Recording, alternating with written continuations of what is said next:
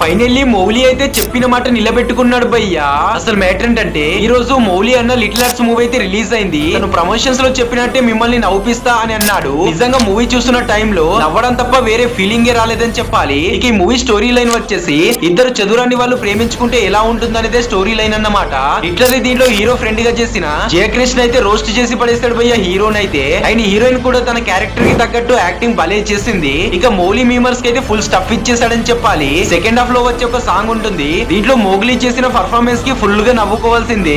Movie 2 hours మొత్తం నవ్వుకునే విధంగానే director గారు డిజైన్ చేశారు. లాస్ట్ క్లైమాక్స్ ని ఇంకొంచెం బెటర్ గా తీస్తే బాగుండేది అని అనిపించింది. ఫాదర్ గా రాజీవ్ కనకల గారు అయితే జీవించేశాడని చెప్పాలి. హీరోయిన్ ఫాదర్ క్యారెక్టర్ లో చేసిన ఎస్ఎస్ కంచి గారు ఏంటి ఒక్కదానికి అనే డైలాగ్ తోటి తన క్యారెక్టర్ కే అడిక్ట్ అయిపోయేలా చేశాడు. ఈ మూవీని చూస్తున్నప్పుడు ఇంటర్మీడియట్ డేస్ అయితే గుర్తుకొస్తాయని చెప్పాలి. లిటర్ గా అంత నేచురల్ గా చూపించారు డైరెక్టర్ గారు అయితే. ప్రతి ఒక్కరు ఈ మూవీకి కనెక్ట్ అయిపోయి ఫుల్ గా నవ్వుకొని వాళ్ళ మెమోరీస్ ని రివిజన్ చేసుకున్నట్టు అనిపిస్తుంది ఈ మూవీని చూస్తే. ఓవరాల్ గా ఈ మూవీ వాచబుల్, ఫుల్ ఎంటర్టైన్మెంట్ అని చెప్పాలి. ఫ్యామిలీస్ తో హ్యాపీగా వెళ్ళి ఎంజాయ్ చేయండి.